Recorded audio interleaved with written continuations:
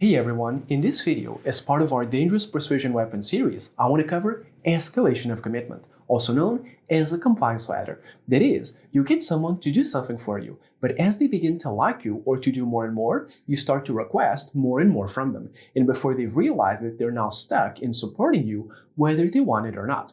So let's cover how it works, how to defend against it, and if you really have to, how to use it as well. Escalation of commitment, also known as a consistency trap and also known as a compliance ladder, simply consists of getting a person to do one thing and then asking them to do a second thing and then asking them to do more and more as time goes by. Because what happens is, if the initial barrier is low enough, you're going to do the first thing. But then, due to a mixture of rationalization, that is looking backwards and thinking, if I've helped this person, I really must have liked them, and what is called consistency bias, that is, we don't want to contradict ourselves or go back on our word, what usually happens is that the person continues doing you favors or doing things for you. And what usually happens is before they've realized that they're now supporting you in a very big way. In the persuasion world, this is also known as the foot in the door technique, because what happens is you just want to get your foot in the door somewhat to open the door. You don't need to open it a lot right now. You just want to get your foot in the door. And then later on, as time goes by, you can wiggle your foot and you can open the door more and more. So that's the principle behind this technique. You start with a small favor or a small request or a small mandatory action, and because the person does it, they are now more receptive to doing more for you in the future. It's important to mention that this type of technique is very flexible and it can be used in any area of life. For example, a friend of yours may ask you to borrow money, then you lend them, then they may ask you to borrow more money, and so on. Or maybe a client of yours, a bad client by the way, asks you to pay 1 day late, and you allow it. Then next month they ask you to pay 1 week late, and you allow it, and then they keep on paying later and later. Or maybe a boss that asks one of their employees to do a little bit of overtime, and then they ask them to do a lot of overtime work, and then they ask them to do even more and more overtime work. It works just like a habit in terms of persuasion. Once you get the person used to doing something that is for you, they build a habit and they don't break the habit later on. It usually triggers any combination of 4 different cognitive biases, either one of the 4 or some permutation of these. So consistency bias, sunk cost bias, the endowment effect, and it's also a dare in a way, it's inertia. Let me explain. First, consistency bias. That is, we don't want to go back on our word. Once we state that we're going to do something, that we have an allegiance to someone, or so on, we don't want to take it back because we look bad. So if you tell someone that you're going to support them, or if you do something, you are more likely to continue doing things for that person or to continue supporting them because you don't want to contradict yourself. Then we have sunk cost bias, which can be very well described by the statement, I started it, so I might as well finish it. We usually have a tendency to want to finish things. So even if you sunk a lot of time and a lot of resources into something, even if it's better to quit on it right away, you will still feel the urge to finish it. That's where the name comes from. Usually you see this in TV shows. Even if a TV show is pretty bad, you still want to finish it just so that you don't leave it in the middle. And that's exactly how it works in terms of persuasion as well. If you've started helping this person, you might as well finish it. Let's say that there's an executive that has a project that has meetings over 6 months, and you've already attended 4 months of those meetings. Are you going to tell them that you want to stop at this point? No, you might as well finish. The next bias is the endowment effect, and this is a bias through which we become emotionally attached to something. You see this a lot in the trading world, in asset management world. There is a trade, for example, that is going sour, and the person might as well leave it. But the person thinks, I really like this company, I really like this sector, so they don't cut the trade loose, even if it would be a lot better for them to actually do it. And finally, it's also a type of inertia. It's a there in a way. What I mean is the following. If you've been doing overtime for your boss for the last 4 months, what happens is they don't need to actively ask for it anymore. It's almost assumed. And they're kind of daring you to say that you don't want to do it. In other words, if you want to stop doing it right now, since you're used to it, you're the one who actively needs to stop doing it. In the beginning, they're the ones who actively need to ask the favor. But if you've been doing it as a habit, then now you're the one who actively needs to stop doing it. It's assumed that you will continue.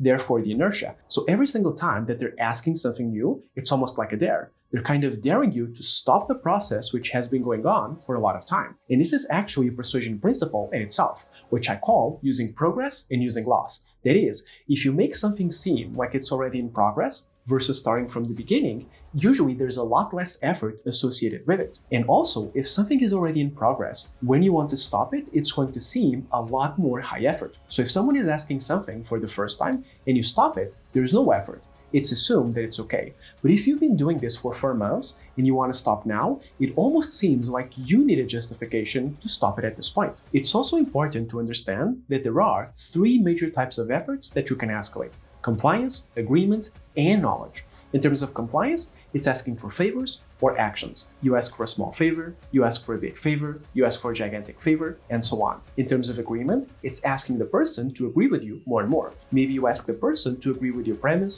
maybe you ask them to agree with your rationale, and you lead them all the way in terms of agreement to the conclusion. Now that they've agreed with everything else, they may as well agree to the conclusion as well. And finally, you can escalate knowledge. This is a process that in marketing is known as indoctrination. That is, you get the person to know about what you do. Then you get them to know about your principles. Then you get them to know about your methods, and so on. They know more and more about you. In all 3 of these scenarios, the person is going to be more committed to you, either because they do more, they agree more with you, or they know more about you. All of these situations result in the person being more persuadable. So the question becomes, how do you defend yourself from a compliance ladder? Usually, there are 2 major ways. Either you cut off the ladder at the beginning, or you create a similar ladder for yourself. The first technique is pretty simple, and that is, you cut off the ladder.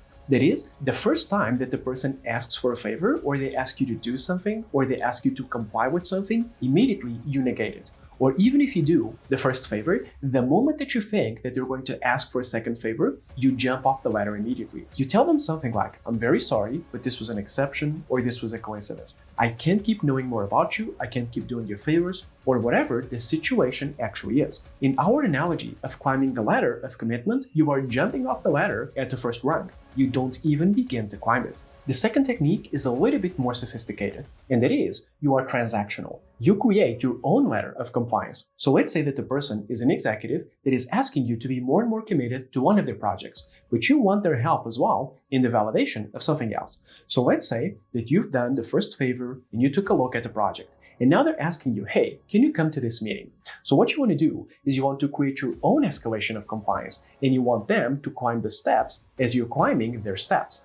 And every time that they ask you for something, you ask them for something else as well. So if you've already done this favor and now they are asking for another favor, you literally tell them, "Hey, there's something that I want you to do for me before I do this for you." So in this case, if you've already done one favor and they want you to do the next favor, what you do is you tell them, "Before I do this, I need you to do this for me." And what you can do is you can decide how demanding you want to be in your own ladder depending on how demanding they are. It all depends on how much it costs you to do them those favors. And the interesting thing is that if they deny for some reason, if they refuse, and this is very frequent with manipulators, with sleazy people, they'll just say, yeah, I'll do you the favor afterwards, just do me this favor once. What you need to do is you need to be very rigid in terms of the favors. So if they ask one thing, you get one thing afterwards. And you don't do the second thing until you get the first one. Never. Because usually what a sleazy person or a manipulator will do is they'll tell you, "Yes, I'll do you 10 or 20 favors, just do this other one for me now beforehand."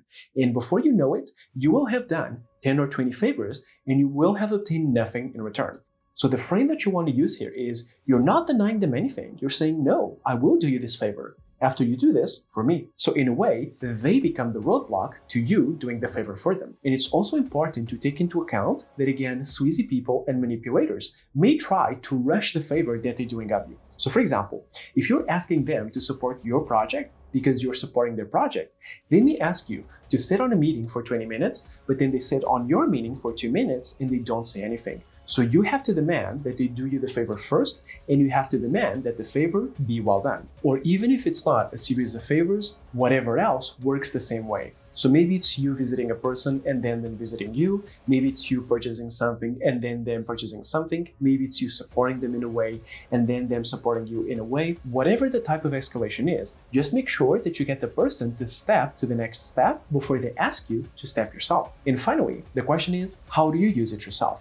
Well, I would suggest that you only escalate people that have a genuine interest in you. So for example, if you're doing marketing and you're doing what is called indoctrination, where you get the person to know more about you and your principles and your methods, you should only indoctrinate people that are interested in your product in the first place, or your service, or whatever it is. Don't escalate someone who is not aligned with you or who doesn't want to do it, because it can blow up in your face in a spectacular manner. And another powerful tip is to thank the person for every action that they've already taken. So for example, you ask for the first favor. Before you ask for the second one, thank them for doing the first favor, because this increases the allegiance that they have to you, and it also causes a little bit of rationalization. Because when you're thanking someone for doing an action, they're going to ask themselves, why have I done that action? Maybe I really like the person, or maybe I really like this topic or product, or whatever it is. So whatever the type of escalation of compliance, thank the person for every action they've taken. So to summarize, a consistency trap, escalation of commitment, or a compliance ladder is a persuasion weapon